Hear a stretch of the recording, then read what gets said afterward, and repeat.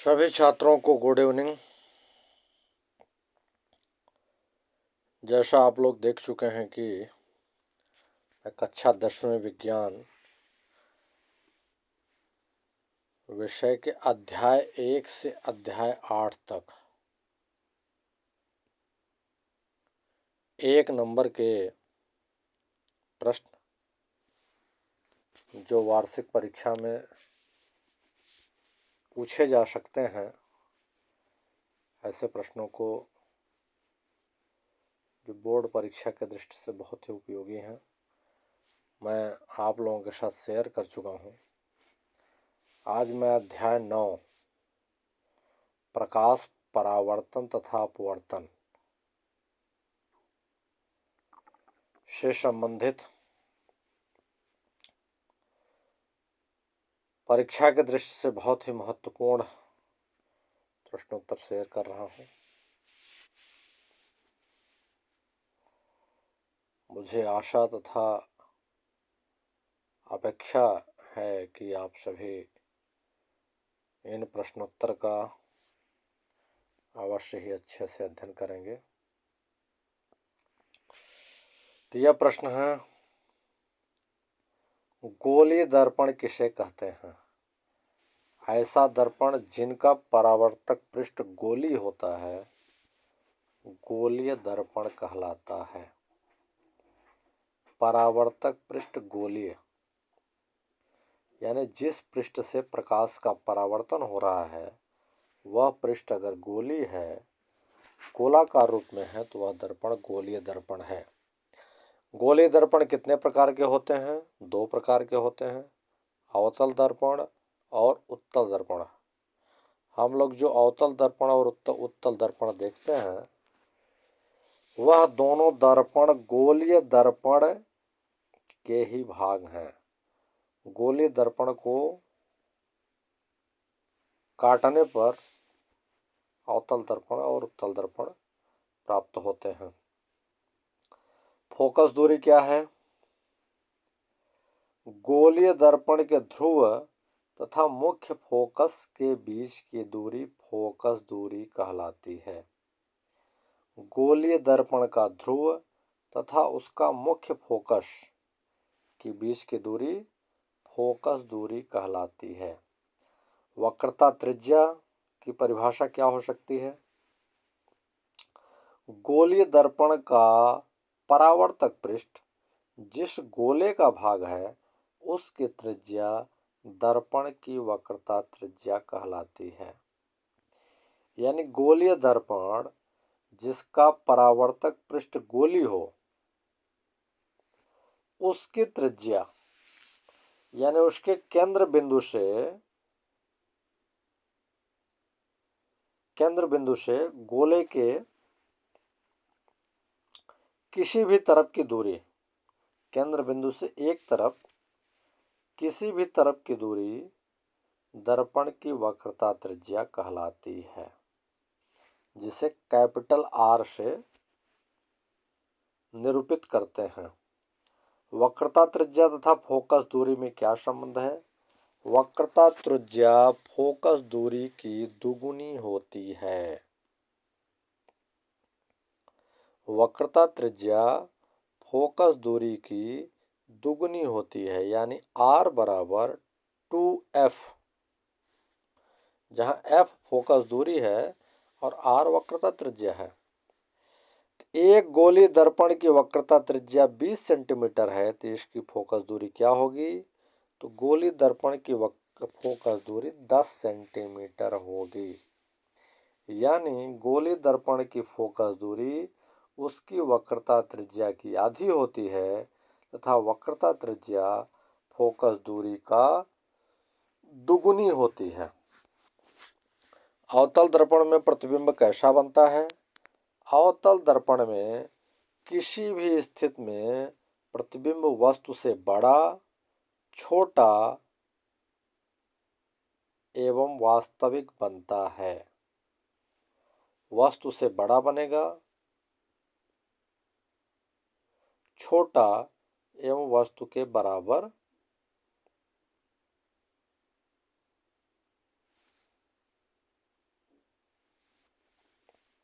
बनता है। यानी बड़ा भी हो सकता है वस्तु से, छोटा भी हो सकता है और वस्तु के बराबर भी हो सकता है। यह निर्भर करेगा कि वस्तु दर्पण के सामने कहाँ रखी गई है। उत्तल दर्पण में प्रतिबिंब कैसा बनता है? उत्तल दर्पण में प्रतिबिंब सदैव वस्तु से छोटा ही बनता है। अवतल दर्पण में वस्तु का प्रतिबिंब आभासी बनेगा या वास्तविक बनेगा? तो अवतल दर्पण में किसी भी वस्तु का प्रतिबिंब हमेशा वास्तविक ही बनता है। अगला प्रश्न हम देख सकते हैं, उत्तल दर्पण में वस्तु का प्रतिबिंब कैसा बनता है? तो उत्तल दर्पण में वस्तु का प्रतिबिंब हमेशा आभासी बनता है। यानी अवतल दर्पण में वास्तविक प्रतिबिंब बनता है तथा उत्तल दर्पण में आभासी प्रतिबिंब बनता है। वाहनों में पीछे के दृश्य को देखने के लिए किस दर्पण का उपयोग किया जाता है? वह दर्पण उत्तल दर्पण होता है। किसी भी वाहन में ड्राइवर की तरफ या ड्राइवर की विपरीत दिशा में जो दर्पण लगा होता है वह उत्तल दर्पण होता है। इसका उपयोग पीछे के दृश्य देखने के लिए किया जाता है और पीछे का दृश्य हमेशा वस्तु से छोटा ही दिखाई देता है। अवतल दर्पण का उपयोग कहाँ किया जाता है? अवतल दर्पण का उपयोग नाक, कान, गला इन विशेषज्ञों द्वारा अंदर का दृश्य देखने के लिए किया जाता है। दर्पण सूत्र क्या है? दर्पण सूत्र 1/f, 1/f जहाँ f फोकस दूरी है बराबर 1/v प्लस 1/u। v प्रतिबिंब की दूरी तथा u वस्तु की दूरी है। तो दर्पण सूत्र 1/f बराबर 1/v प्लस 1/u। गोली दर्पण के आवर्धन की परिभाषा अगर पूछता है तो इसकी परिभाषा क्या होगी? प्रतिबिंब की ऊंचाई तथा वस्तु की ऊंचाई के अनुपात को गोली दर्पण का आवर्धन कहते हैं। यानी प्रतिबिंब की ऊंचाई तथा वस्तु की ऊंचाई के अनुपात को गोली दर्पण का आवर्धन कहते हैं। स्नेल का अपवर्तन नियम क्या है? आपतन कोण की ज्या अर्थात साइन तथा अपवर्तन कोण की ज्या यानी साइन का अनुपात स्थिर होता है। आपतन कोण की ज्या तथा अपवर्तन कोण की ज्या का अनुपात स्थिर होता है। इसे ही स्नेल का अपवर्तन नियम कहते हैं। अपवर्तनांक और माध्यमों में प्रकाश की चाल में क्या संबंध है?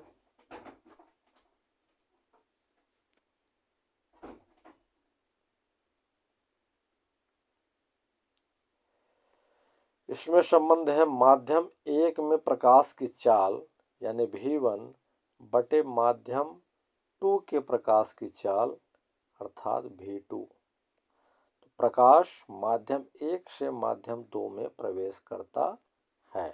तो अपवर्तनांक और माध्यमों में प्रकाश की चाल में यह संबंध है। निर्वात में प्रकाश की चाल कितनी होती है? निर्वात यानी ऐसा माध्यम जहां हवा नहीं है, वायुमंडल नहीं है, तो वहां प्रकाश की चाल 3 × 10⁸ मीटर पर सेकंड है। यानी 1 सेकंड में प्रकाश 3 × 10⁸ मीटर चलेगा। सघन माध्यम में प्रकाश की चाल अधिक होती है या कम? सघन माध्यम में प्रकाश की चाल कम होती है तथा विरल माध्यम में प्रकाश की चाल अधिक होती है। प्रकाशिक केंद्र किसे कहते हैं? लेंस का केंद्रीय बिंदु प्रकाशिक केंद्र कहलाता है। किसी भी लेंस का केंद्रीय बिंदु उसका प्रकाशिक केंद्र कहलाता है। अगला प्रश्न है, लेंस की क्षमता क्या है? लेंस की फोकस दूरी के व्युत्क्रम को लेंस की क्षमता कहते हैं। यानी लेंस की फोकस दूरी जो भी हो उसका व्युत्क्रम लेंस की क्षमता कहलाता है। अर्थात लेंस की क्षमता बराबर 1/f।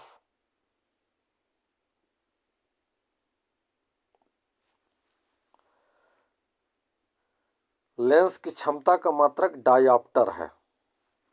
डायऑप्टर जिसका फोकस दूरी 1 मीटर हो।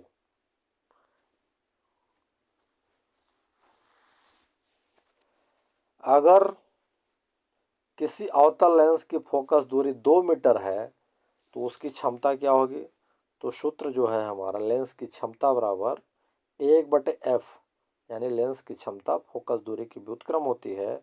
तो 1/2, यानी फोकस दूरी उसका 2 मीटर है तो 1/2 बराबर 0.5 डायऑप्टर। तो उस लेंस की क्षमता जिसकी फोकस दूरी 2 मीटर है उस लेंस की क्षमता 0.5 डायऑप्टर होगी। परीक्षा के दृष्टि से कुछ हम महत्वपूर्ण सूत्र देख सकते हैं।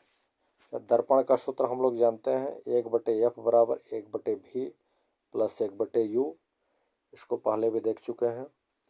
फोकस दूरी तथा वक्रता त्रिज्या में संबंध क्या है?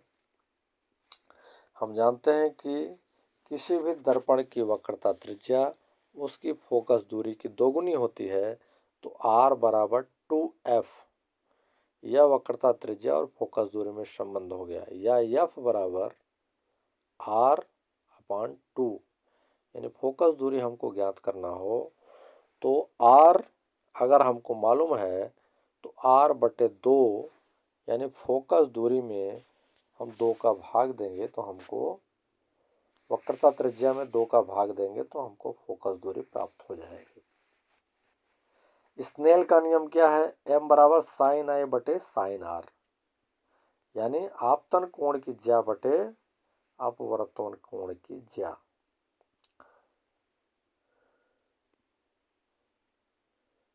लेंस सूत्र क्या है? अभी हमने दर्पण सूत्र देखा था। लेंस सूत्र 1/f बराबर 1/v माइनस 1/u। तो दर्पण सूत्र और लेंस सूत्र में क्या अंतर है?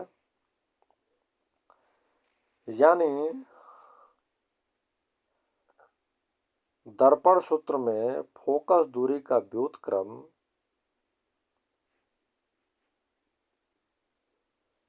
बराबर प्रतिबिंब की दूरी का व्युत्क्रम धन वस्तु की दूरी का व्युत्क्रम का योग होता है, जबकि लेंस सूत्र में उसका विपरीत होता है। यानी 1/f बराबर 1/v माइनस 1/u। लेंस की क्षमता P बराबर 1/f।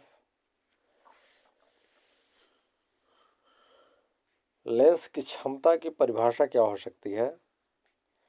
किसी लेंस द्वारा प्रकाश किरणों को मोड़ने की क्षमता को मोड़ने की मात्रा को उसकी क्षमता कहते हैं। अर्थात लेंस की क्षमता P बराबर 1/f, यानी फोकस दूरी जो मीटर में होती है। समतल दर्पण की फोकस दूरी कितनी होती है? समतल दर्पण की फोकस दूरी अनंत पर होती है, यानी उसका कोई निश्चित बिंदु नहीं होता, अनंत होती है।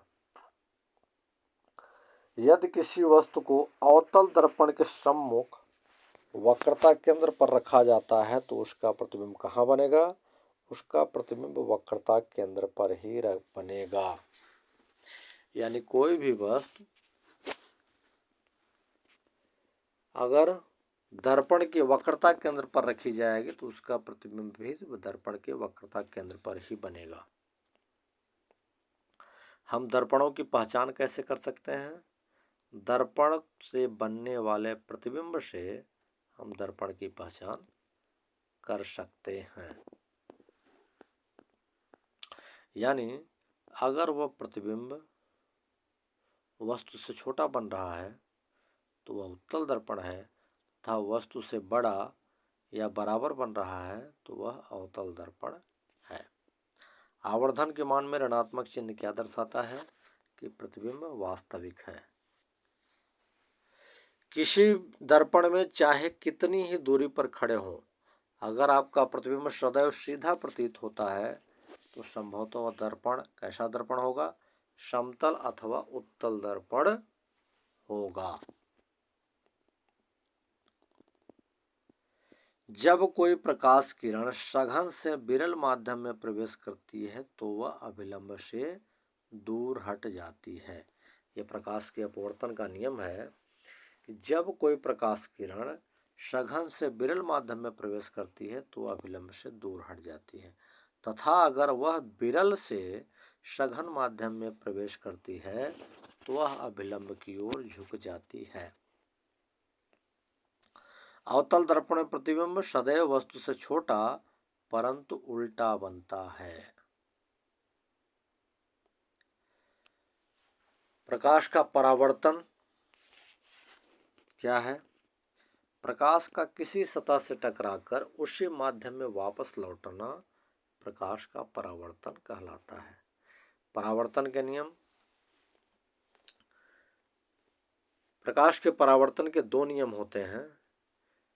पहला नियम है आपतन कोण का मान परावर्तन कोण के मान के बराबर होता है, यानी आपतित किरण और अभिलंब के बीच में जो कोण बन रहा है उसका मान आप परावर्तित किरण और अभिलंब के बीच में बनने वाले कोण के बराबर होगा। दूसरा नियम क्या है? दूसरा नियम यह है कि आपतित किरण, अभिलंब तथा परावर्तित किरण तीनों एक ही तल पर एक ही बिंदु पर स्थित होते हैं, यानी आपतित किरण आपतन बिंदु पर, अभिलंब तथा परावर्तित किरण तीनों एक ही तल पर होते हैं। रेखीय आवर्धन की परिभाषा क्या हो सकती है?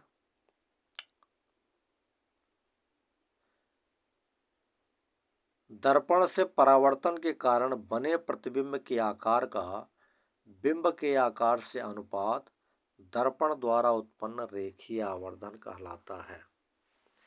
यानी परावर्तन के कारण जो प्रतिबिंब बन रहा है उसका आकार तथा बिंब अर्थात वस्तु का आकार का अनुपात दर्पण द्वारा उत्पन्न रेखीय आवर्धन कहलाता है।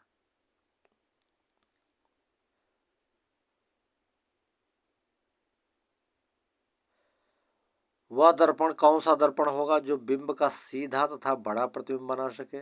वह दर्पण अवतल दर्पण है जो किसी भी वस्तु का सीधा तथा बड़ा प्रतिबिंब बनाता है।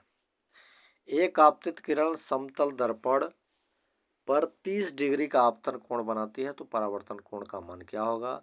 हमने प्रकाश के परावर्तन के नियम में पढ़ा है कि आपतन कोण का मान परावर्तन कोण के मान के बराबर होता है।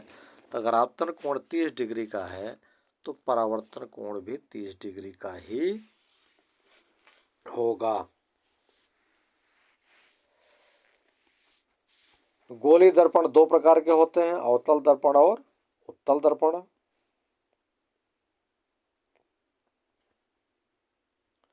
वाहनों में पीछे का दृश्य देखने के लिए उत्तल दर्पण का प्रयोग किया जाता है। हीरे का अपवर्तनांक कितना है? हीरे का अपवर्तनांक 2.42 है। इसका मतलब यह हुआ कि हवा में प्रकाश की चाल और हीरे में प्रकाश की चाल का अनुपात 2.42 है।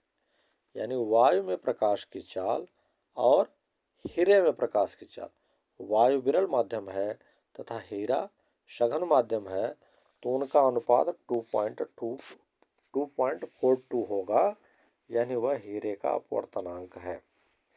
वास्तविक प्रतिबिंब और आभासी प्रतिबिंब में अगर परीक्षा में अंतर पूछा जाता है तो हम क्या लिखेंगे? वास्तविक प्रतिबिंब वह है जिसमें प्रकाश की किरणें परावर्तन या अपवर्तन के बाद वास्तव में एक बिंदु पर मिलती हैं। यानी प्रकाश किरण परावर्तन के बाद या अपवर्तन के बाद किसी भी बिंदु पर मिलती है तो वास्तविक प्रतिबिंब बनेगा। और आभासी प्रतिबिंब में परावर्तन या अपवर्तन के बाद प्रकाश की किरण उसको पीछे बढ़ाने पर यानी दर्पण के दूसरी तरफ दाएं तरफ बढ़ाने पर किसी एक बिंदु पर मिलती हुई प्रतीत होती हैं, तब आभासी प्रतिबिंब बनता है। वास्तविक प्रतिबिंब सदैव उल्टे बनते हैं, जबकि आभासी प्रतिबिंब सदैव सीधे बनते हैं। वास्तविक प्रतिबिंब को पर्दे पर प्राप्त किया जा सकता है, जबकि आभासी प्रतिबिंब को पर्दे पर प्राप्त नहीं किया जा सकता है। तो यह वास्तविक प्रतिबिंब तथा आभासी प्रतिबिंब के मध्य 3 महत्वपूर्ण अंतर हैं। तो अध्याय 9 से संबंधित महत्वपूर्ण प्रश्न समाप्त होते हैं। आप सभी इन प्रश्नों का अवश्य ही अध्ययन करें। अब मैं आगे के वीडियो में आप लोगों को अध्याय 10 से संबंधित महत्वपूर्ण प्रश्नोत्तर शेयर करूंगा। धन्यवाद।